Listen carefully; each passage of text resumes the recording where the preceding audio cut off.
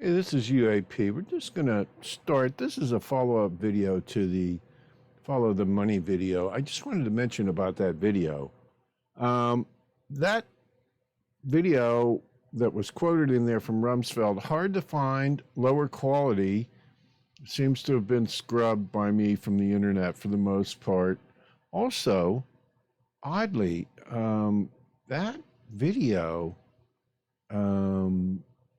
seems to be getting some backlash in the it's being rejected as a post on certain forums and so forth.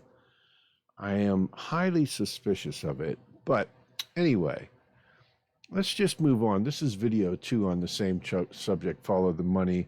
I just thought I'd go over some basics here on intelligence funding. We know that the UAP budget, or the UAP reverse engineering budget, much of it is controlled by the CIA. Much of it is under the purview of the CIA. We're going to see, and also, but I would add that if you look at the super soldiers who were in the secret space program, they point to the National Reconnaissance Office as the source of a lot of stuff, and this is going to come up later here. But let's just start with the CIA. This is 2012, 10 years ago. They moved the funding of these programs, all these intelligence programs, to the National Intelligence Program. Kind of put everything under one roof. And this included the Central Intelligence Agency.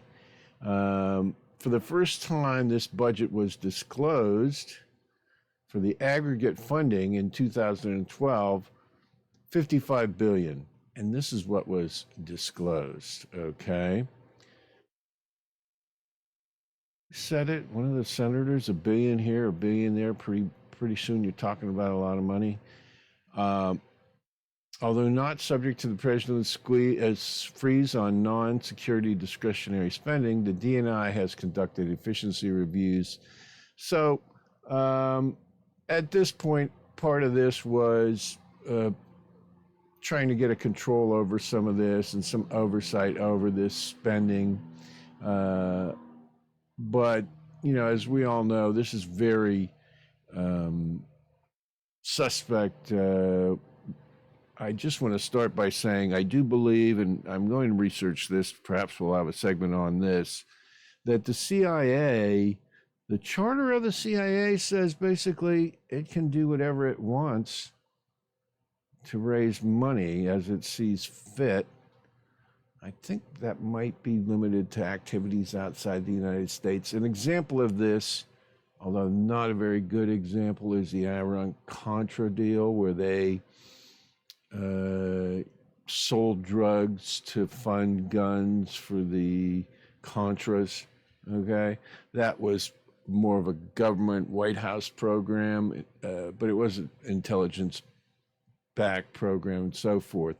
But I do believe the CIA is, under their charter, allowed to do that kind of stuff, and that's completely off the books. But so we've got the National Intelligence Program, a catch-all agency that is trying to corral in all this spending. See if we can move to the next slide here. Here's a budget, a list of the budgets. You can see, again, $1 billion here, $1 billion there. Pretty much, pretty soon it's a lot of money. 2022 looks like about 90 billion. 2023 about 96 million. 2024 we're looking at about $100 billion. Okay, $100 billion. That is just on intelligence. 100 billion. So you want to follow the money? That's the money they're talking about. There's obviously $500 hammers, $8,000 toilet seats.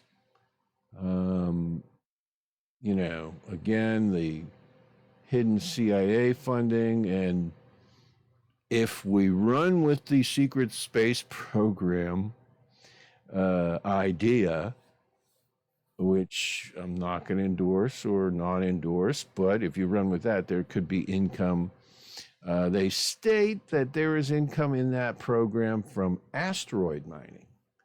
Interestingly enough, this is something that Elon Musk wants to do. But let's just stick to our knitting here and stick with this intelligence budget.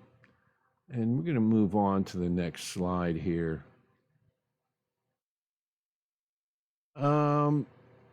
This is a press release on the 2024 budget. The Director of National Intelligence is disclosing the aggregate amount of $72 billion requested appropriations for the fiscal year 2024. This is actually $101 billion dollars, to give you an idea. And this is aggregate. This is an aggregate number. They're not breaking it down.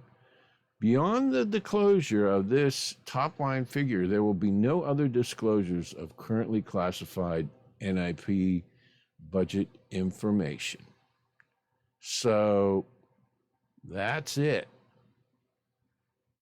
That's all you're getting. End of the story there. No other disclosures. Now, if we go here, again, if you add both of these budgets together, and I do believe both are added together, and this is the non-military and this is the military intelligence budget, either one of these budgets could be siphoning money off to any UAP program. In 2022, that was $89 billion. Now we've moved up to $101 billion. As you can see, $1 billion here, $1 billion there. Pretty soon we're talking about some real money. This is a very large budget, okay? So, on to the next, just to give you an idea of what we're talking about here. This is basically unlimited amounts of money. Now, this is just some background from Wiki on the CIA, just to make it clear that the FBI is for domestic intelligence, okay? Although it's not supposed to spy on Americans, but Martin Luther King and so on and so forth, J. Edgar Hoover. The CIA is supposed to be focused on operating only overseas and outside of the country, with only limited domestic intelligence collection, which we've come to learn over the years, the 60s, protesters, the weathermen, and so on and so forth. They have obviously done domestic work as well. So this is kind of nebulous, really. We do know that they covet information from one another based on the Freedom of Information Act documentation. You can see letters, memos from Hoover saying the CIA was not releasing information on flying discs, for example. Since 2004, the CIA is organized under the Director of National Intelligence. This is the NIP. Oh, no, this is ODNI, whatever. Had some of its powers transferred. This is this whole budgeting effort that was put forth.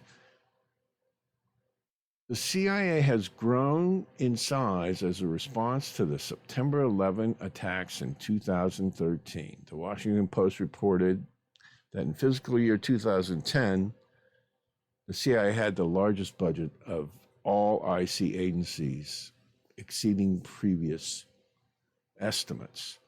So that has changed, I believe. And we're going to go over that at the end here.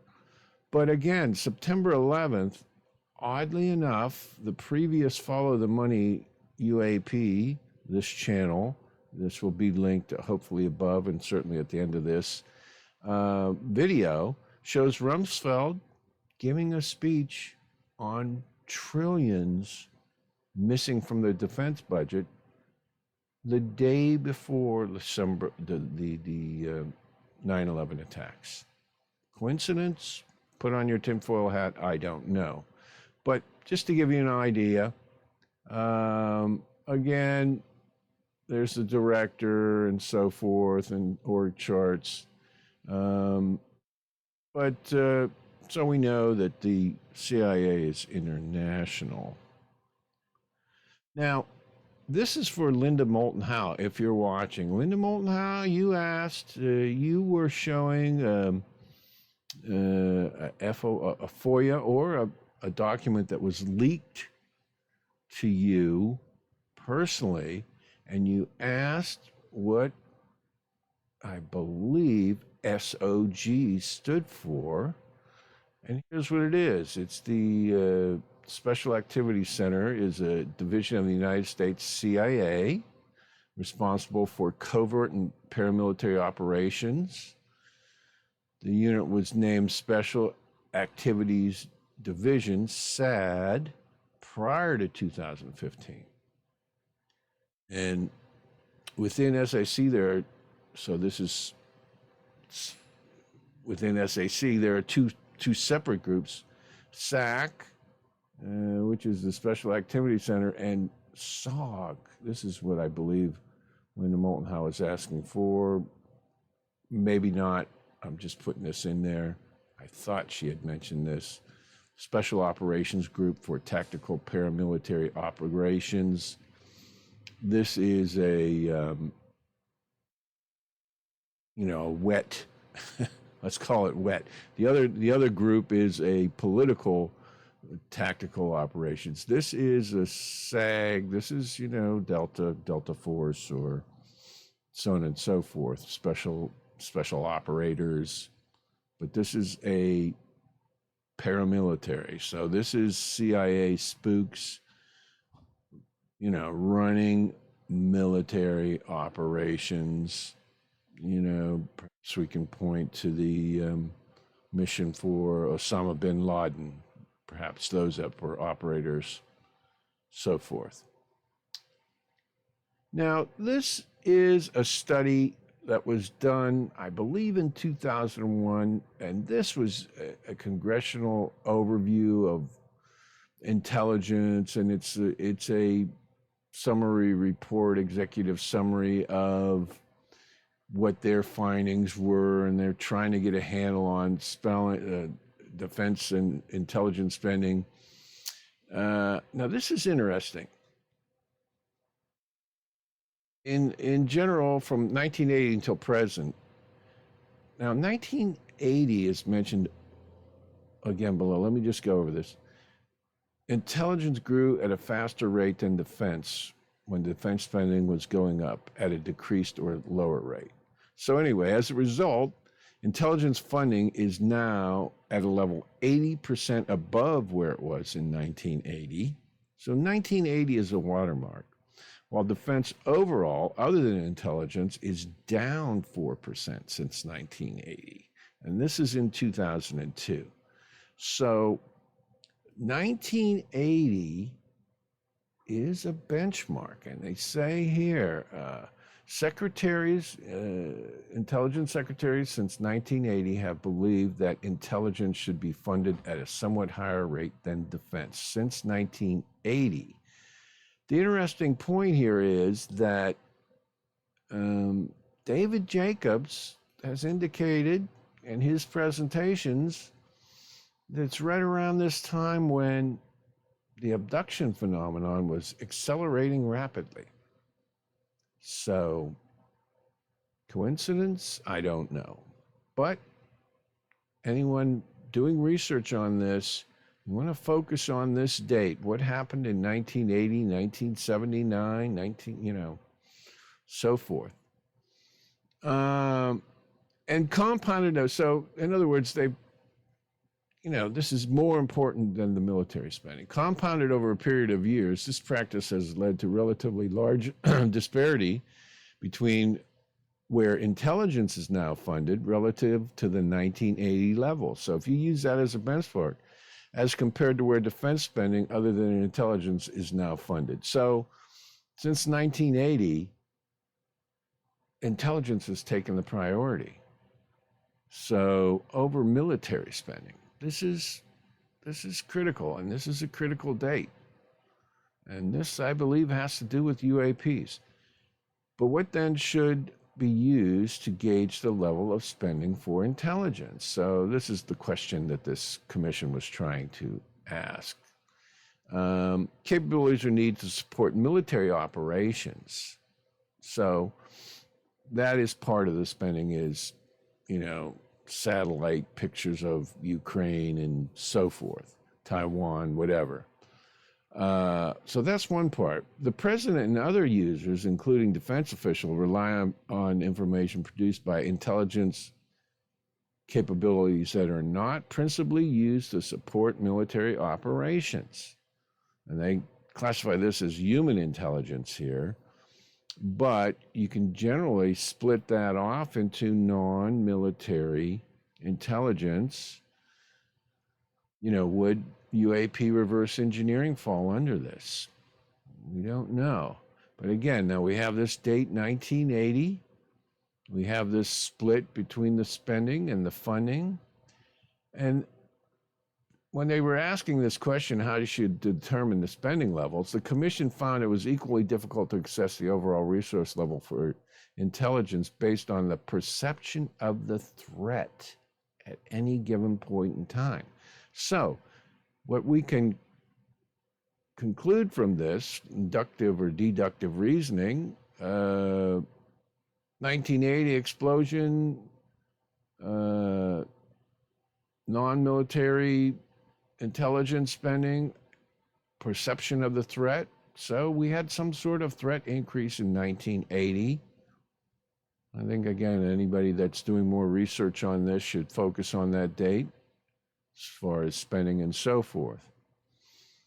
Given the fact the President and Congress have now agreed in principle to balance the federal budget by the year 2002. Now, I believe this study is from 2001. Anyway, the point is, we've got these keystone dates here and these budget levels. Increased international cooperation in space reconnaissance, as recommended in Chapter 11, could in time also achieve savings. Interesting that space comes up in 2001. So, interesting, isn't it? Space reconnaissance. Isn't it interesting? Space reconnaissance comes up as a topic. And then we have threat perception, increased spending to intelligence versus military operations, and the date of 1980. I think all of these are really good pointers. Space recon, so these are touchdowns for anyone doing research on this other than me. Anyway, I thought that was very interesting. Now, this is a summary chart that's showing total intelligence spending, and you can see 1980. Look at this 1980. Look at this, skyrocketing, just all the way through to